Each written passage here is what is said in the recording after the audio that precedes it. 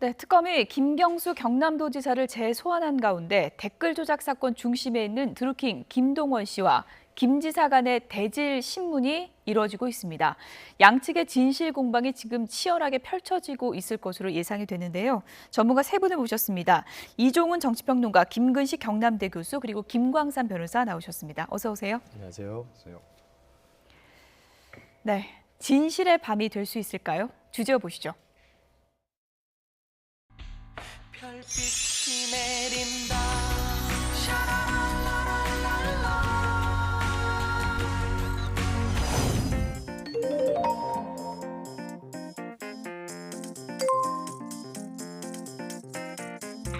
본질을 조선한 조사가 더 이상 반복되지 않기를 바랍니다.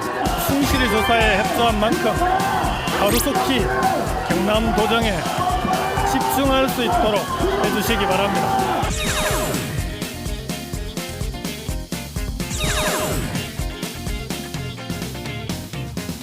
대질 조사는 드루킹의 진술 내용과 김 지사의 진술 내용이 틀린 점에 대해서 사실관계 확인을 위해서 대질 조사를 할 것입니다.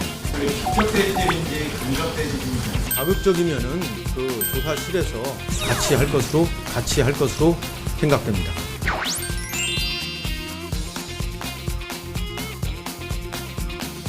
당당하고 어처구니 없는 소설 같은 얘기입니다.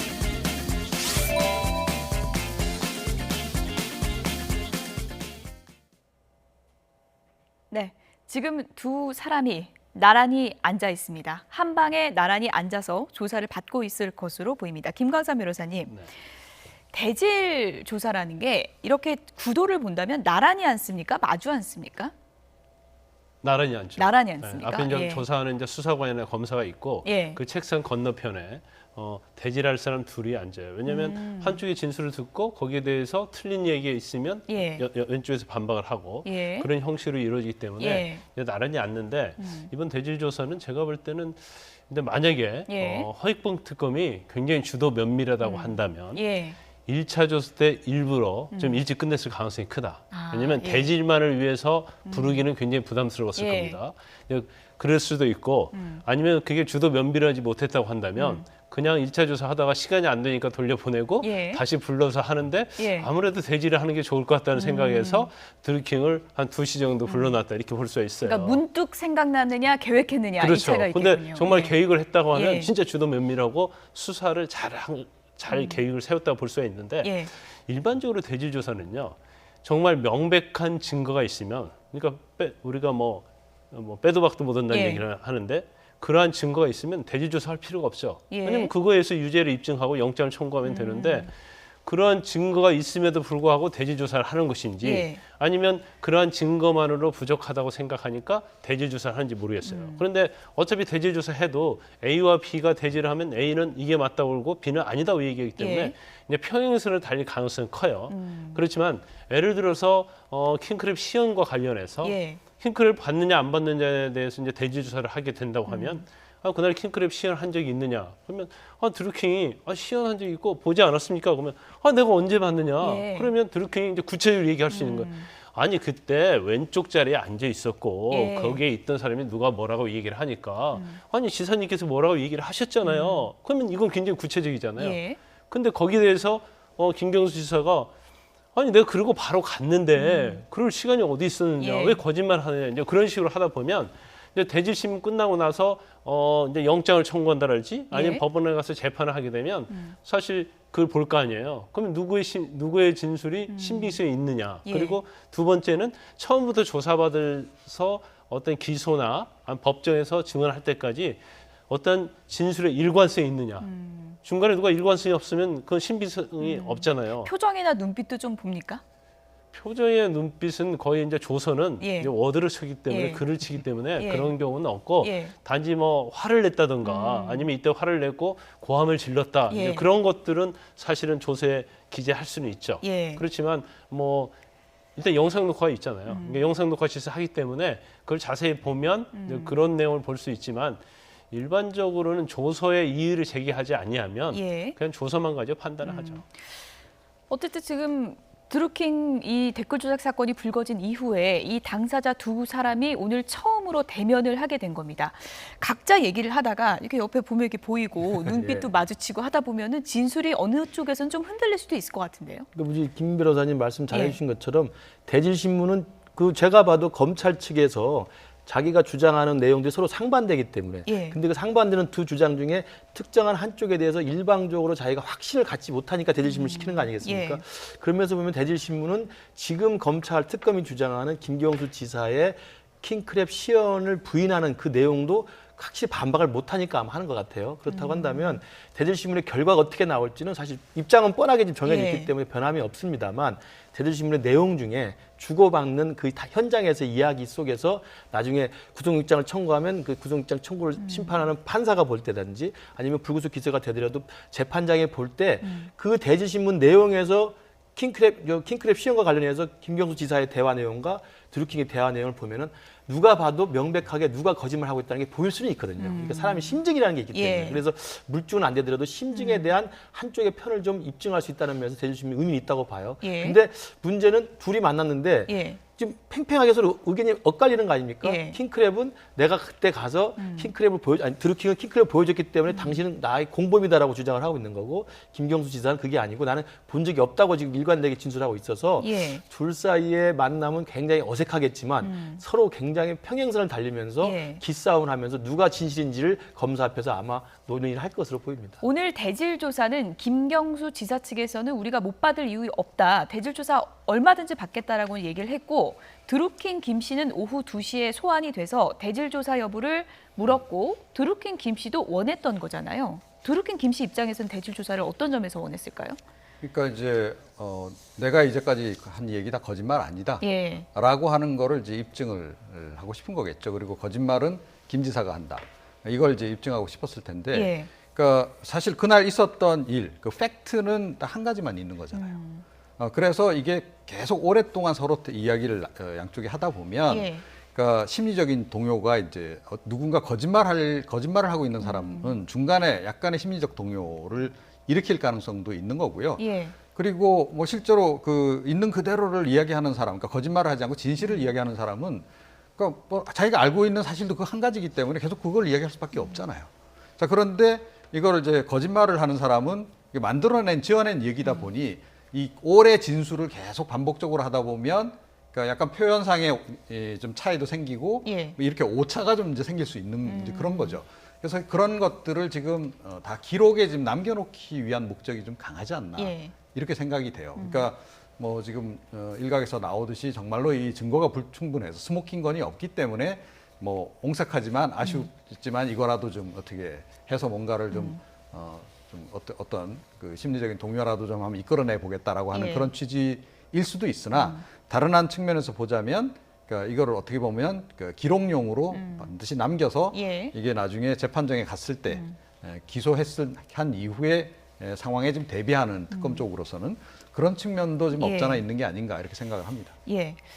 지금 양측에서 너무 하나의 사실을 놓고 다른 얘기를 하고 있기 때문에 분명 어느 한쪽은 거짓말을 하고 있는 겁니다. 쟁점 다시 한번 정리해드리겠습니다. 가장 이제 중요한 게 이거죠. 댓글 조작, 킹크랩 알고 있었나 이 부분인데 김경수 지사는 황당한 소설 같은 얘기다라고 주장을 하고 있고 김동원 씨는 킹크랩 브리핑을 내가 다 했고 여러 명 있는 데서 했고 김경수 지사는 고개를 끄덕여서 승인했다라고 주장을 하고 있습니다. 그리고 6.13 지방선거 도움을 요청했느냐 이 부분인데요. 드루킹 주장은 지방선거, 6.13 지방선거 도와달라면서 그 대가로 샌다이 영사직을 제안했다는 거고요. 김경수 지사는 사실이 아니라고 부인을 하고 있는 상황입니다. 김광삼 변호사님. A와 B의 대질신문이 있을 때 수사 기법 중에 이렇게 하다 보면 거짓말을 좀 가려낼 수 있는 그런 좀 기법이 있습니까? 근데 기법 자체는 이제 수사관, 그러니까 조사하는 사람이 어느 정도 경험과 탁월한 능력이 있느냐에 따라서 달라질 수 있다고 봐요. 그리고 이제 제가 아마 특검이 정말 유력한 증거, 결정적인 증거를 가지고 있음에도 불구하고 이제 대질을 했다고 만약에 하는 걸 전제로 하면 아마 그것은 김경수 지사가 거짓말하고 있다는 것을 명백하게 어떠한 드루킹 진술을 통해서 반박을 하겠다 이제 그런 취지의 가능성이 크다고 봅니다. 근데 우리가 지금 댓글 조작과 관련해서 킹크랩 시연을 받느냐 안 받느냐 이 부분이 굉장히 지금 그렇죠. 뭐 뜨겁잖아요. 근데 이제 시청자 여러분께서 뭐 받느냐 안 받느냐 저게 뭘까를 생각할 것 같은데 이건 왜 중요하냐면요. 킹크랩의 어떤 프로그램을 그냥 설명한 게 아니에요. 시연을 했는데 지금 아직 정확하게는 안 나와 있지만 시연을 정도를 어떻게 했느냐 이게 굉장히 중요하거든요. 그러니까 아마 오늘 조사에서도 그 부분이 굉장히 중점이 될 거예요. 그러니까 킹크랩이라는 프로그램을 이용해서 거기서 네이버랄지 다음 같은 대형 포털에 그걸 적용을 하는 걸 보여줬느냐.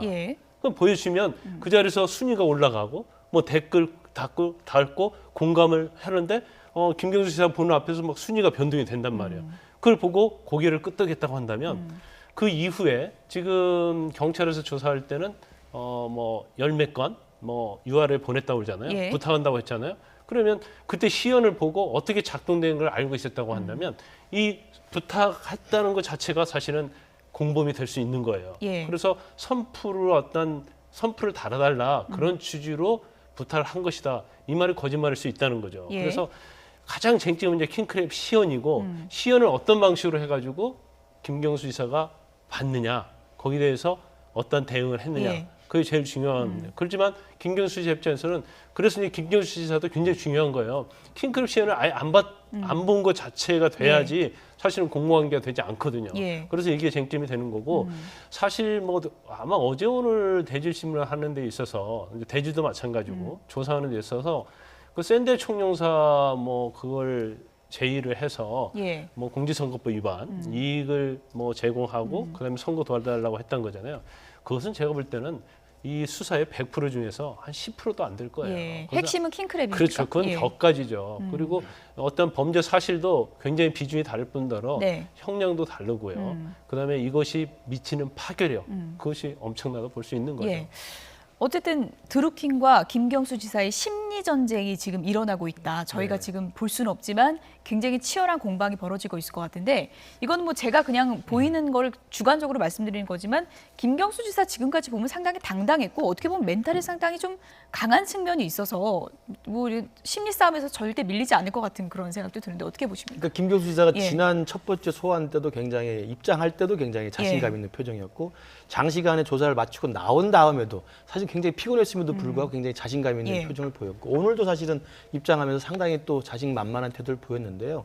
저건 제가 볼 땐 두 가지입니다. 하나는 자기 스스로가 결백하기 때문에 그야말로 결백하기 때문에 자신 있게 입장한다는 하나의 당연한 추론이 가능하고 두 번째로는 자기가 진술을 뭐 거짓을 하든 뭐라 하든 간에 변호인의 조력을 받아서 자기가 첫 번째 소환 조사 가봤는데 볼 내용이 예상처럼 이렇게 특검이 준비한 게 많지 않았을 경우에 드루킹이 주장하는 것을 내가 충분히 반박할 수 있을 만한 충분한 자신감을 확인하고 나왔을 수도 있다고 봐요.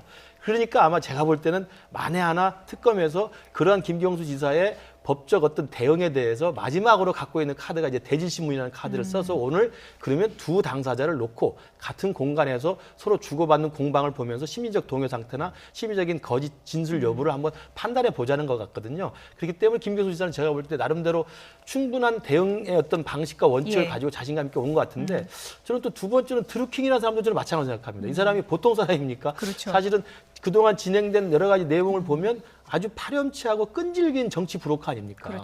자기가 할 수 있는 최대한의 것을 도움을 주면서 그걸 대가로 끈질기게 집요하게 챙겼던 사람이고 자기가 원했던 것을 얻지 못하면 끝까지 협박하고 또 여러 가지 압박을 통해서라도 이루고자 했던 사람이기 때문에 그걸 준비하기 위해서 치밀하게 모든 증거자를 또 가지고 있는 것도 많이 드러나 있지 않습니까? USB를 비롯해서. 그런 걸 보면 이 드루킹 김동원 씨도 만만치 않은 심리적인 어떤 이 멘탈을 가지고 있는 사람이기 때문에 이 두 사람이 지금 같은 공간에서 대질심을 하고 있는 것도 귀추는 굉장히 주목돼 보입니다. 누가 승자가 되고 누가 거짓을 한 것인지 아마 정말 국민들도 그렇고 저희들도 그렇고 굉장히 궁금한 대목이라고 볼 수 있습니다. 또 한 가지 관전 포인트가 지금 짚어주신 드루킹이 보통 사람은 아닌 것 같습니다. 어쨌든 메모광이라는 별명이 붙을 정도로 증거를 다 수집해 놓은 것으로 알려지고 있는데요. 또 이런 내용이 언론에도 이제 보도가 됐었죠. 함께 보시죠. 드루킹과 김경수 의원 시절 보좌관의 텔레그램 대화 기록까지 이렇게 남겨놨는데 이제 알려진 바에 따르면 그렇습니다. 김 의원님이 저와 연결되었던 텔레그램 비밀 대화를 삭제하셨더군요. 이런 얘기가 있고요. 김 의원님과 제 관계는 1년 4개월 이상 이어져 왔고 꼬리 자를 수준이 아니라는 걸 알게 될 겁니다. 참고로 제가 지난 1년 5개월간 의원님께 일일 보고해드렸던 기사 작업 내용이 모두 8만 건입니다. 이런 내용이 담겨 있습니다. 이종훈 평론가님. 꼬리 자를 수준이 아니다. 이 말은 어떻게 해석해 볼 수 있을까요? 그러니까 이제 저를 버리시려고요. 예.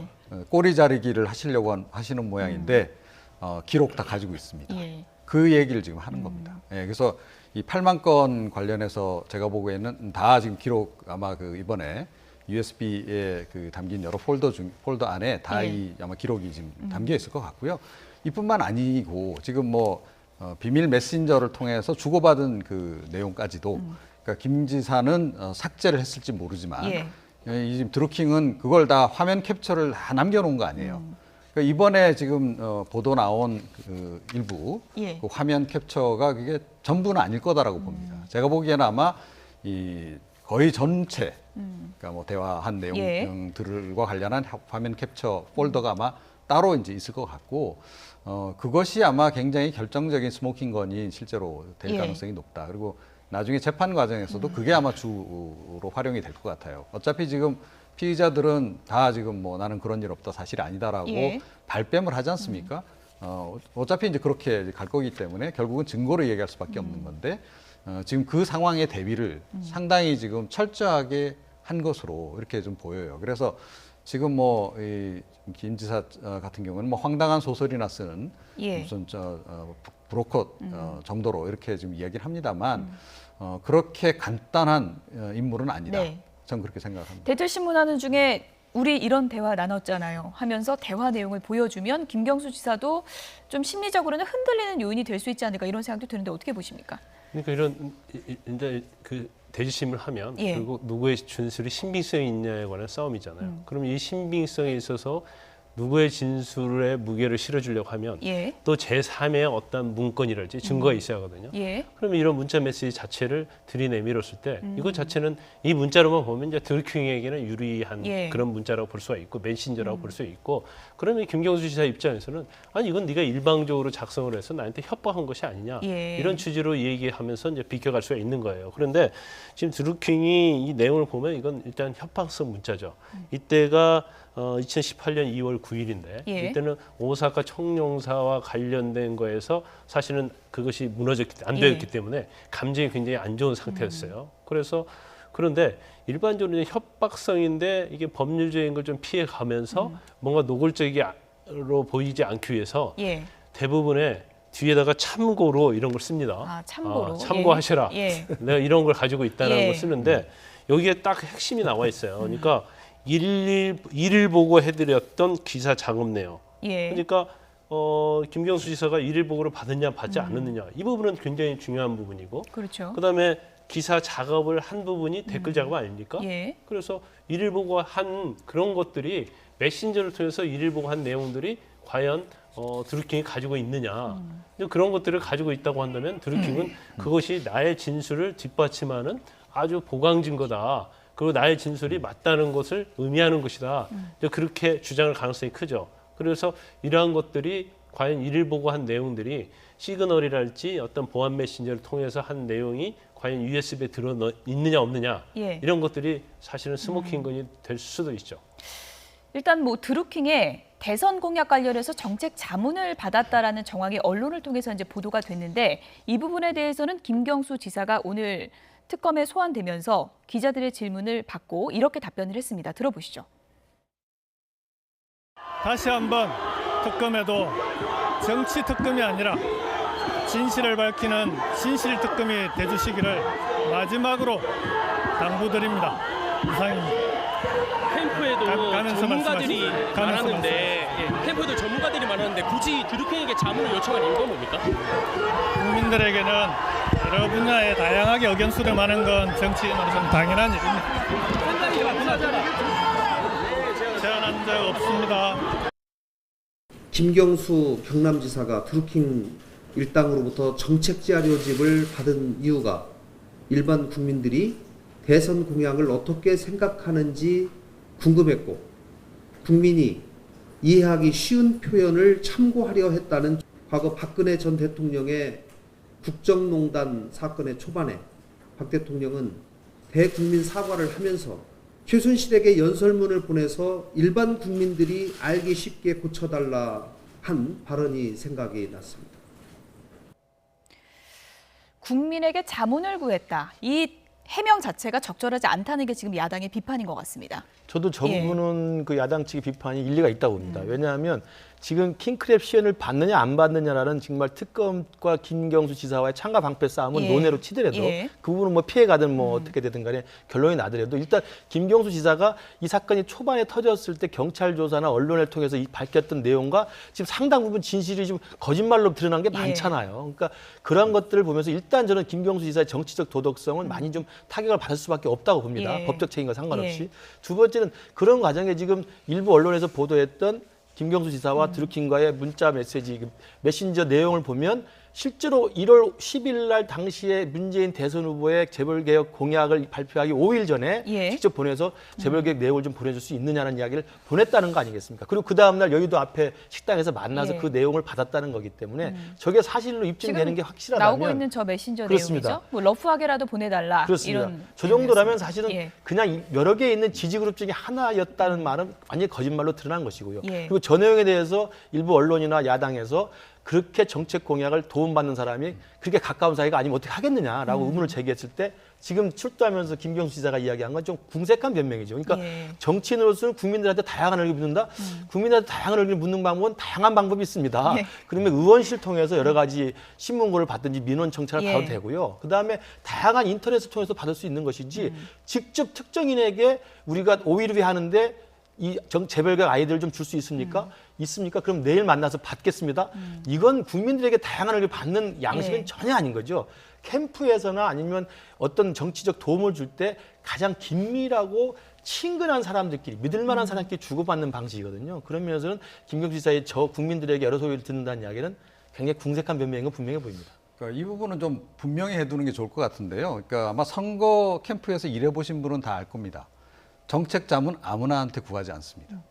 그러니까 선거 때가 되면 정말 돕겠다고 많은 전문가들이 사실은 선거 캠프로 몰려오고요. 특히 이제 지난 대선 때처럼 뭐 문재인 후보가 거의 당선될 가능성이 높다. 그런 후보자들 주변에는 뭐 교수들을 비롯해서 정말로 많은 사람들이 이렇게 정책 아이디어들을 싸가지고 옵니다. 자, 그것조차도 다 사실은 수용을 안 하는 게 선거 캠프다. 더군다나 김경수 지사는 그 당시에 문재인 후보를 최측근에서 매일 수행하던 그런 핵심 인물입니다. 그런 핵심 인물이 아무나한테 가서 자문을 구한다? 있을 수 없는 일이죠. 그래 이건 상식하고 안 맞는 거고요. 그리고 이 인사청탁 부분도 그래요. 그러니까 정말로 이게 필요해서 이 사람에게 도움을 얻었기 때문에 그 사람에게 대가로 뭔가를 주기 위해서 인사청탁 수용도 하는 거지 그런 거 없이 인사청탁도 아무나한테 안 받아준다. 자, 이게 상식이다. 이건 뭐 정치권에 있는 사람들은 누구나 아는 사실인데 지금 상식과 상당히 다른 얘기를 지금 하고 있는 겁니다. 더군다나 황당 소설을 쓰는 그런 그 브로커 따위에게 정책 자문을 과연 구할까요? 그건 있을 수 없는 일입니다. 이제 김경수 지사 측 논리에서 얘기를 하자면 댓글 조작을 전혀 몰랐다고 한다면 신뢰하는 단체에게 정책을 자문하는 거는 법적으로 문제되는 거는 아닌 거잖아요. 법적으로 문제 없고요. 저는 좀 의견을 달리하는데 본인이 어떠한 경제적인 측면에서 그 분야에서 실력이 있다고 생각이 되면 그건 자문을 구할 수 있다고 봐요. 그렇기 때문에 지금 댓글과 관련해서 얼마나 친밀성이 있느냐, 서로 교류를 했느냐, 그것 때문에 지금 문제가 되고 있는 거지. 정책 자문을 구하는 데서 누구나 할 수 있는 거예요. 제가 개인적으로 친한 친구가 있어요. 근데 제 캠프에 있어요. 근데 그 친구가 어느 분야에 대해서 굉장히 잘 알고 있어요. 그러면 어떤 것들이 과연 국민이 원하는 거냐, 그리고 국가의 경제가 어느 방향으로 가야지 이게 옳은 것이냐, 그건 충분히 자문할 수 있다고 해요. 근데 이걸 봐야죠. 김경수 지사가 그런 여러 곳으로부터 자문을 받았다고 하면 이제 드루킹 말고도 과연 누구로부터 자문을 받았는지 그 부분을 검찰서 특검에서 조사하면서 그걸 말을 해줘야 한다는 거죠. 그렇지 않고 다른 어떠한 사람들 또는 다른 그룹으로부터는 자문을 안 받았는데 유일하게 드루킹으로부터 받았다. 그러면 그것은 의심의 여지가 있다고 봐요. 그래서 예. 자문을 한 것 자체는 사실은 범죄 사실과 아무 무관하고 받을 수 있지만 예. 결과적으로 오해받을 수 있는 소지가 있기 때문에 그 부분에 대해서는 김 지사 측에서 분명하게 설명을 해줘야 한다 이렇게 봅니다. 이와 관련해서 한 말씀만 드리면 예. 박근혜 대통령이 최순실과 그 연설문을 고쳐준 것 때문에 이제 사실 국정농단 사건의 처음 발단이 열렸잖아요. 예.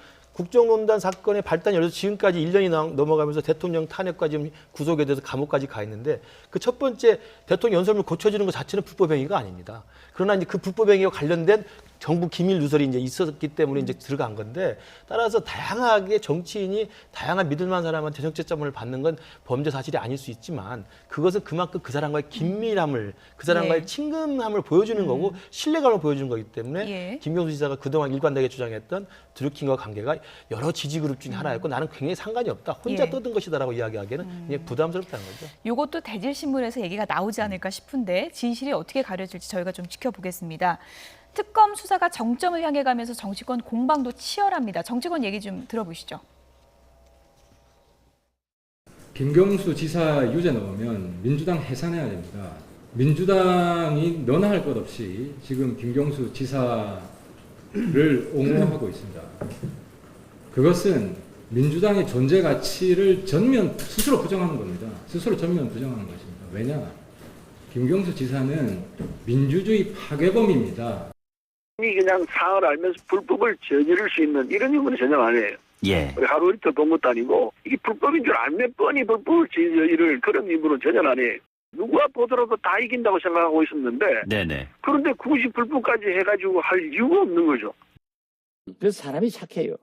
그런데 저보다 훨씬 착한 사람이에요. 그런데 김경수 지사는 저보다 한 50배 착한 분인데 김경수 지사의 인품이나 대통령의 측근이라고 하면은 제 경험에도 그래요. 제가 DJ한테 일어난 일을 어떻게 거짓말로 해서 그건 안 돼요. 그건 대통령 측근이 못 되는 거예요. 이 드루킹은 지금 현재 구속돼 있고 또 저도 구속돼 봤습니다만은 거기에 있으면 만감이 교차됩니다. 그래서 자기가 살려고 별 얘기를 다 하고 있는 거예요. 영장을 친다는 얘기도 계속 있어요. 칠 수도 있다. 저는 영장을 칠 수도 있다고 봅니다. 예. 왜냐하면 특검이 자기 나름대로 이제 소신을 가지고 성과를 내야 되니까요. 얘기를 했는데 성과를 내야 되거든요. 예. 그래서 칼을 뽑았으니까 오이라도 쳐야 된다. 네. 나보다 정확히 50배 착한 김경수 지사이기 때문에 그럴 리가 없다. 박지원 의원이 이제 감싸고 돌았는데 일각에서는 뭐 이쯤이면 민주당에서 좀 러브콜 한번 해줘야 되는 거 아니냐 뭐 이런 우스갯소리도 하는 것 같습니다. 예, 뭐 박지원 의원 요즘 발언을 보면 상당히 그 복선이 늘 깔려 있어서 예. 또 정책 의도도 좀 꽤 있는 것 같고 그런데 생각보다는 굉장히 좀 뭐 이렇게 좀 나쁜 분이신가 봐요. 그러니까 김경수 지사가 예. 자기보다 50배 착하다라고 얘기하는 걸 보면 예. 50배 자기는 더 나쁘다는 의미 아니겠습니까? 예. 그런데 뭐 재미난 말씀을 하시긴 하셨는데 저는 이게 김경수 지사를 위해서 한 발언인지 잘 모르겠어요, 사실은. 그러니까 약간은 좀 그 냉소적인 부분도 좀 없잖아 좀 담겨 있는 듯해서, 예.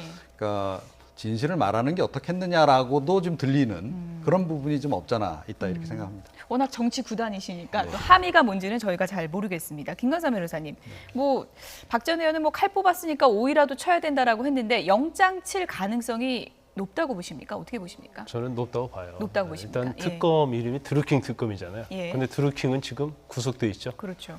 그러면 이제까지 특검이 낸 성과는 전혀 없고 그다음에 일단 김경수 지사를 이제 피의자로 입건을 해서 조사를 했기 때문에 그렇죠. 이것은 기소나 영장 청구한 걸 전제로 해서 피의자로 입건했다고 볼 수 있거든요. 만약에 물론 증거가 있어서 당연히 그걸 가지고 영장을 청구할 수 있겠죠. 예. 그렇지만 그 부분이 약간 애매하고 좀 명확하지 않다 하더라도 특검의 입장에서는 영장을 칠 수밖에 없는 그런 상황이 될 겁니다. 예. 만약에 이 상태에서 드루킹에 대해서만 추가로 기소하고 아무것도 없다고 한다면 김 지사에 대해서 이렇게 기소도 안 되고 영장을 청구하지 않는다고 하면 과연 특검에서 뭘 했느냐 이제 그런 비난이 쏟아질 수 있죠. 더군다나 특검에서는 계속적으로 특히 드루킹이 내놓은 그 USB와 관련해서 계속 스모킹 건이라는 뉘앙스를 계속 풍기고 있기 때문에 예. 우리는 자신이 있다 그런 얘기 아니겠습니까? 그렇지만 이제 영장을 청구한다고 해서 과연 영장이 발부될까? 이제 그 부분에 대해서는 뭐 저는 개인적으로는 좀 회의적입니다. 예. 어쨌든 뭐 송인배 비서관 소환 얘기도 지금 솔솔 나오고 있는 그런 상황인데 오늘 밤 지금 두 사람 한 방에서 대질 조사 받고 있는데 오늘 밤이 상당히 중요한 분기점이 될 것으로 보입니다. 드루킹 특검 영향도 좀 있는 걸까요? 김근식 교수님. 예. 대통령 지지율이 지금 뭐 최저치라고 하는데 뭐 낮은 건 심각한 건 아니지만 어쨌든 취임 이후 지금 최저치로 떨어진 거죠. 58%가 이제 한 여론조사 예. 결과 나왔는데요. 그러니까 사실은 70%대를 계속 그 행진을 하다가 최근 몇 주 사이 60%대로 이제 진입을 했고 예. 드디어 이제 50%대로 들어왔기 때문에 이게 일정 뭐 지금 임기 1년 지난 상황에서 58%는 그렇게 낮은 점수는 아닙니다. 그리고 오히려 이게 정상화되는 기간일 수도 있어요. 왜냐하면 예.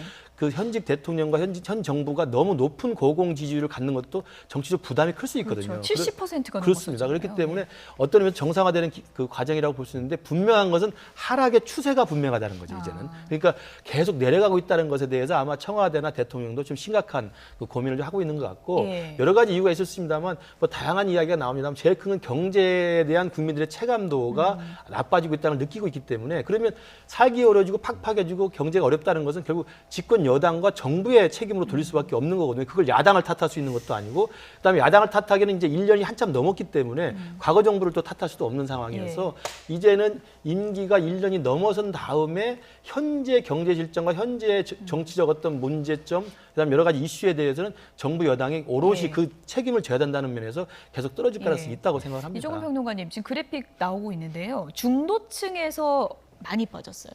이건 네. 어떻게 봐야 됩니까? 그러니까 중도층이 이제 좀 실망했다는 거죠. 예. 그래서 제가 보기에는 최근에 뭐 북한산 석탄 논란도 좀 있고, 그러니까 지금 남북한 관계 부분과 관련해서 여러 가지 뒷말들이 좀 많이 나오는 부분 그런 것도 이제 안보 변수죠, 이른바 상당히 좀 작용을 했다 이렇게 좀 생각을 하고요. 물론 이제 그 부분적으로는 그러니까 진보 진영 중에서 아주 핵심 진보층이 정의당 지지로 좀 돌아선 그런 측면도 있습니다. 예. 다른 한편에서는 양쪽으로 지금 빠져나가고 있는 그런 그 이제 상황이라고 이제 봐야 될 것 같은데요. 그러니까 조금 전에 이제 추세를 말씀하셨는데 예. 추세도 중요하지만 속도도 중요합니다. 속도. 예. 그러니까 이게 이제 하락하는 속도가 그동안 꽤 오랫동안 사실은 그 고공행진을 쭉 이어오다가 지금 최근에 이게 속도가 굉장히 빠르게 예. 하락하고 있다는 거예요. 그러면 이게 별로 조짐이 안 좋다는 거고 추가 하락의 여지도 지금 여전히 있는 겁니다. 그렇다면. 그러니까 빨리 이제 반등을 시켜야 되는 이제 이런 그 과제가 예. 어떻게 보면 문재인 대통령과 청와대 참모진에게 떨어진 이제 과제라고 할 수 있을 텐데 과연 이제 그 단기적으로 그걸 반등시킬 만한 모멘텀을 과연 찾을 수 있겠는가? 제가 보기에는 이 김경수 특검에 대응하는 거에 대해서도 예. 이 중도층은 상당히 좀 의구심을 많이 가지고 있는 것 같아요. 근데 대체로 그 의견들을 좀 제가 이렇게 수렴을 해보면, 예. 그러니까 드루킹이 참 좀 문제가 많은 사람이다. 뭐 굉장히 좀 자기 이익에 따라 움직이는 사람이다라고 이야기를 하면서도 드루킹이 이야기하는 것이 다 거짓말이라고 생각하는 사람들은 의외로 또 없다는 거예요. 그 얘기는 뭐냐면 김 지사가 무조건 깨끗하다라고 생각하는 사람도 별로 많지 않다라는 겁니다. 그 대목을 사실은 지금 더불어민주당이 좀 놓치고 있는 게 아닌가. 그러다 보니 사실은 더불어민주당이 과도하게 김 지사를 지금 이렇게 옹호하고 나서는 예. 부분에 대해서도 중도층에서는 굉장히 좀 부정적으로 보는 시각이 많다. 그런 점도 좀 지적을 예. 하지 않을 수 없습니다. 청와대에서 원래 지지율 발표되면 일희일비하지 않겠다라는 입장이었는데 이번에는 좀 경각심을 갖겠다 하고 내부적으로도 좀 자성의 목소리가 많이 나왔다고 합니다. 드루킹 특검 같은 정치적 요인보다는 이런 얘기했다 그래요. 누진세 대응이 우리가 너무 늦은 게 아니냐. 폭염이 심했는데 이런 자성의 목소리가 나왔다 그럽니다. 제가 볼 때는 이제 누진세도 굉장히 중요한 문제고요. BMW 화재에 대한 대처 문제 이것도 중요한 문제인데 예. 저는 그 두 가지가 끌어내리는데 결정적인 요소라고는 보지 않아요. 그렇습니까? 일단 예. 문재인 정부의 최대의 어떤 동력 자체는 결국 남북 정상회담, 예. 비핵화 아니었습니까? 근데 그게 상당히 좀 지지부진하죠. 그렇기 때문에 이제 그런 부분들, 그 다음에 경제 문제가 굉장히 중요하다고 보입니다. 예. 그런데 사실 지금 뭐 50% 후반 그리고 60% 이제 여러 기업마다 틀리죠. 이 정도 갖고는 이제 국정 운영의 주도권은 충분히 예. 줄 수 있는 그런 거기 때문에 이제 예. 걱정할 필요는 없지만 이게 하락의 추세가 계속 된다고 한다면 이제 문제가 될 수 있는 거예요. 그래서 뭐 제가 개인적으로 볼 때는 일단 종전 선언이랄지 예. 비핵화 어떤 프로세스가 일어나면서 이제 9월에 정상회담 있지 않습니까? 예. 이런 뭐 이달 말로도 예상되고요. 예, 예. 또 예. 빠를 수 있어요. 예. 그래서 그런 것들이 정상적으로 돌아가고 근데 이제 경제 문제에 있어서는 가시적인 성과를 바로 내기 어렵죠. 그렇죠. 그래서 그렇지만 이제 최근에 문재인 대통령이 은산 분리, 은행과 산업 간의 분리랄지 예. 이거를 토대로 하는 어떤 규제 개혁 입법 이런 것들을 하고 있기 때문에 이러한 것들을 잘하면 이제 돌파가 될 수 있다고 봅니다. 예. 뭐 58%라고 해도 국민 10명 중에 6명은 이제 지지를 하고 있는 거니까 국정 운영에 이제 심각한 수준은 아닌 건데 지역별로 봤을 때 서울 경기 지지율도 좀 낮아지다 보니까 네. 어떻게 보면은 이재명 지사 논란이 확산되면서 이 부분도 좀 작용한 게 아니냐 이런 시각도 있더라고요. 그러니까 이제 중도 보수 측이 좀 예. 빠져나가는 현상이 있고 예. 그다음에 충청, 영남, 그다음에 서울 경기도 좀 빠져나가서 일단 호남만 빼고는 전반적으로 좀 빠져나가는 추세를 예. 보이고 있는데 제일 큰 건 제가 볼 때 여러 가지 외교안보 이슈나 경제 이슈라고 하는 큰 틀에서 이제 국민들이 문재인 대통령에 조금 이제 불안하다는 느낌을 갖고 있는 것도 있지만 예. 저는 제일 큰 이유는 지난 임기 초반에 1년은 적폐청산이라고 하는 드라이브를 걸어가지고 과거 정권을 단죄하고 과거 정권이 잘못된 것을 바로잡겠다고 하는 그런 국민들한테 카타르시스를 좀 줬던 측면이 있거든요. 그럼 국민들은 박수를 치고 환호했던 측면이 있습니다. 근데 그게 1년이 지나면 적폐청산이나 과거에 대한 그 개혁 작업이 사실 좀 피로감이 생길 수가 있는 상황이 된 데다가 두 번째로는 이번 6.13 지방선거에 여당이 압승을 했지 않습니까? 예. 그러면 국민들을 할 만큼 도와준 거예요. 그렇죠. 그리고 문재인 정부에게 모든 힘을 실어줬다. 야당에 대한 엄중한 심판을 내고 여당한테는 완전히 압승을 몰아줬기 때문에 이후에 일어나는 경제, 외교안보, 그다음에 이런 드루킹 특검 같은 이슈, 이런 이슈에 대해서는 이제는 모든 것들을 오롯이 정부 여당이 책임을 예. 질 수밖에 없는 정치적 환경입니다. 그런 맥락에서 본다면 아까 말씀하신 건 추세와 속도 측면에서는 지금 이 상황에서 아주 나쁜 건 아니기 때문에 아직도 국정 동력을 갖고 있기 때문에 예. 추스려서 잘하면 되지만 여기에서 계속 오만하거나 겸손하지 않고 반성하지 않고 과거에 했도록 계속 갈 경우에는 굉장히 걷잡을 수 없이 빠져나갈 가능성도 있다. 그렇기 때문에 지금의 이 국면에서 청와대나 집권 여당이 한 번 더 자기를 다잡는 예. 그런 아마 반성의 기로 삼는 게 좀 필요하다고 봐요. 예. 이 부분에 대해서 이해찬 민주당 당대표 후보도 이제는 성과를 내야 될 때다 이런 목소리를 냈는데요. 오늘 기자간담회를 가졌는데 기자들이 그 질문을 했습니다. 바로 문 실장 발언 논란입니다. 어떤 대답 나왔는지 들어보시죠.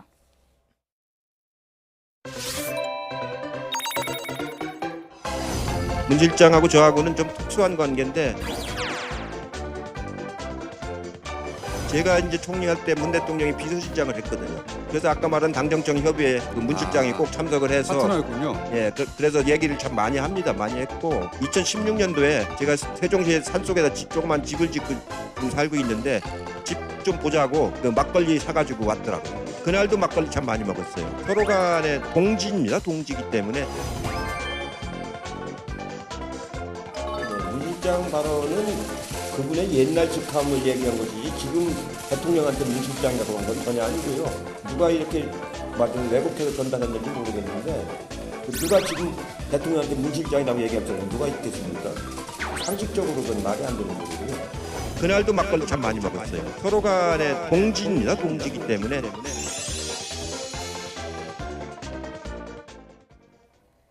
네, 친하다고 했는데 이게 좀 왜곡된 것 같다라고 얘기를 하셨는데 저희는 왜곡한 건 아니고 그냥 녹취를 틀어드린 건데 네. 문 실장이라고 하신 건 맞잖아요. 예, 그렇죠. 그건 팩트 아닙니까? 분명히 팩트인데 이제 그걸 가지고 지금 굉장히 논란이 좀 많이 이제 불거지고 있는 그런 상황이고 반응도 지금 굉장히 다양하게 지금 예. 나오고 있습니다. 그러니까 특히 이제 이번 어찌됐건 전당대회에서 가장 중요한 것은 친문계 표심인데 친문계 표심에 이게 과연 어떻게 작용할지 예. 뭐 별 영향이 없을 거다라고 하는 그 분석이 있는 반면에 꽤나 영향을 미칠 것이다.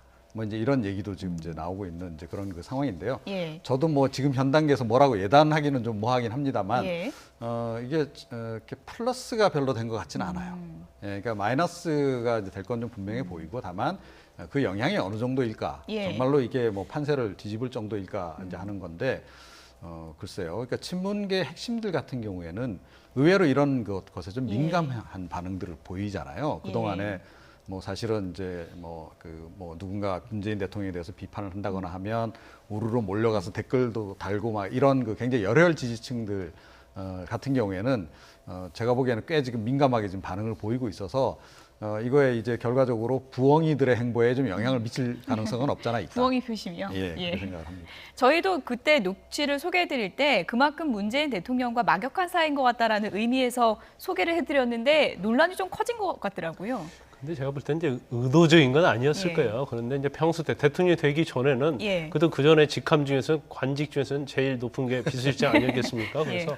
그 전에 이제 문실장 하던 것이 좀 습관이 되지 않았나 싶어요. 예. 그러다 보니까 이제 방송에서 지금의 기준을 얘기하는 것이 아니고 이제 예. 과거의 기준으로 얘기를 한 거죠. 그런데 이제 듣는 사람 입장에서는 기분 나쁠 수는 있어요. 왜냐하면 현직 대통령이면 그때 문재인 대통령이 나한테 찾아왔다 이렇게 얘기를 하면 사실은 그 어감이랄지 그런 게 뭐 굉장히 좋잖아요. 근데 그 정치적으로 보면 이해찬 의원이 훨씬 선배잖아요. 문재인 대통령보다. 그리고 나이는 한 살 많습니다. 예. 그러다 보니까 오해를 받을 소지가 있다는 거죠. 그래서 저게 지금 상당히 이게 화제가 되고 있는데 결국 뭐 당대표 선거하는 데 있어서 이제 플러스 요인은 아니고 이제 마이너스 요인은 될 수 있다고 봐요. 예. 저는 그 문 실장이라고 하는 게 이제 지금 김 변호사님 말씀대로 무의식 중에 나왔다는 게 더 문제라고 봅니다. 그러니까 사실은 저 자리에서 문재인 대통령과 친근함을 표시하기 위해서 아마 작정한 발언이었던 것 같아요. 맥락을 보면 난 이 정도 친하다.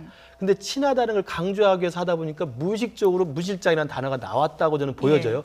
그렇기 때문에 평소에 이해찬 의원이 문재인 현 대통령에 대해서는 문실장이라고 하는 그때 추억들 그대로 갖고 있는 게 아닌가라는 게 들고요. 또 하나는 같이 당정청협의회 비서실장 자료 자주 봤다고 그러는데 제가 확인을 해보니까 이해찬 총리는 2006년 3월에 총리직을 그만둡니다. 예. 그리고 문재인 대통령이 비서실장은 2007년이에요. 그러니까 비서실장하고 총리로 같이 당정청 협의를 한 적이 없어요. 예. 그럼에도 불구하고 무실장이라는 이 호칭이 입수가다는 것은 제가 볼 때 여전히 정치적 선배로서 그리고 실제로 2012년에 혁신과 통합이라는 걸 만들어서 이해찬 당시 의원이 문재인 당시 전 비서실장을 정치판에 사실 끌어들이지 않습니까? 사실 정치적으로 사실 차출한 겁니다. 그래서 2012년에 혁신과 통합을 만들어서 손학규 대표가 있었던 민주신당, 통합신당을 만들어가지고 사실은 문재인 후보를 대통령 후보로 만들어내지 않습니까? 그런 저간의 경쟁이 있기 때문에 아마도 문재인 지금 대통령을 지지하고 옹호하려는 이른바 친문 표심에서는 저 단어가 굉장히 신경 쓰일 수밖에 없는 상황 맞는 것 같습니다. 그래서 문재인 대통령이 이해찬 후보는 불편해할 거다. 그렇기 때문에 내가 돼야 된다. 이렇게 주장을 하고 있는 후보가 있습니다. 어떤 얘기인지 들어보시죠. 제가 우리 문재인 대통령님을 잘 모시고 성공시키는 당대표가 되겠다 이렇게 말씀하고 있습니다. 뭐라고 써요? 위아 문파라고. 위아 문파요. 예. 이제 뭐 이거 문 팬분이 어떤 강연에 갔더니 차고 다니라고 줘서 이게 차고 다니고 있는데 문재인 대통령 훌륭한 분입니다. 참 제가 봤을 때 이 이명박 박근혜 정권을 보내고 나서 이런 대통령 갖기가 쉽지 않았습니다. 사실 제가 생긴 게 좀 딱딱해 보여도 부드러운 남자입니다. 제가 B형 남자예요, B형 남자. 예, B형 남자가 부드러운 남자인가요? 감성이 예민하죠. 우리 문재인 대통령도 B형 남자입니다. 아, 여기서 또 문재인 대통령과의 연관성을 얘기하시는군요. 기승전 문재인 이해찬 의원이 당대표가 되면 문재인 대통령이 부담스러울 거다 이런 말씀도 하셨고. 네, 부담스러울 것 같습니다. 부담스럽다고 생각합니다. 어떤 상식적으로. 면에서 아니 이번에 얼마 전에 문 실장이라는 표현이 무의식 중에 나온 것처럼 상급자였잖아요. 총리였고 우리 국회의원들 내부의 소통을 잘 이뤄낼 수 있을 것인가에 대한 의문이 있고요. 그 송영길 의원이 뭐 소통이 안 된다는데 송영길 의원이 초선인가 재선인가 할 적에 기재위로 가라 상임위를 국가를 알려면은 상임위를 기재위를 가서 국가 예산과 세금을 잘 알아야 된다. 그래가지고 제가 그때 원내대표한테 얘기해서 그 기재위로 보내주도록 한 겁니다. 그 정도로 서로 긴밀한 얘기를 할 정도인데 무슨 전화도 못 걸린 무슨 전화를 못 걸어요. 지금도 송영길 그 의원이 저 만나면 그때 그렇게 어드바이스 해준 게 굉장히 도움이 됐다. 아니 무슨 소통이 안 되냐 내가 기재위 가라고 어드바이스도 해줬는데 이게 이제 이해찬 후보의 항변인데요. 어떻게 들으셨습니까? 글쎄요. 그러니까 뭐 최근에는 그래도 별로 소통이 안 되는 것 같긴 해요. 초선 두 분이 뭐 이렇게 대화가 좀 필요하신 것 같지 않습니까? 지금 전체적으로 분위기를 보게 되면 물론 이제 뭐 전당대회에서 좀 경쟁자이기 때문에 이제 그렇긴 한데 지금 뭐 최근에 이제 송 후보 같은 경우에는 지금 막판 뒤집기를 시도하는 것으로 일단 보여요. 그래서 더욱더 이제 친문 표심 결집에 지금 이제를 쓰는 거고 마침 그 이제 틈이 약간 보인 거죠. 그 문 실장 발언에서 틈을 발견한 겁니다. 그래서 그걸 지금 매섭게 지금 파고들고 있는데 그렇다고 해서 과연 이제 부엉이 표심이 송 후보에게 갈지는 좀 두고 봐야 되겠죠.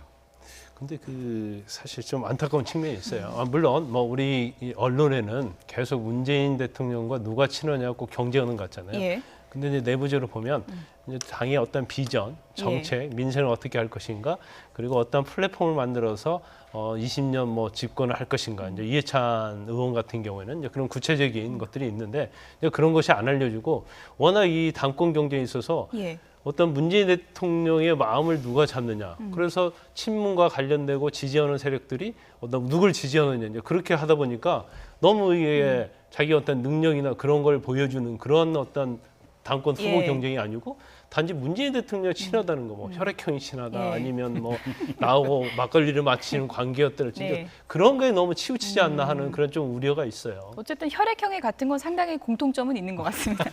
이게 어떻게 표심에 작용할지는 지켜보겠습니다.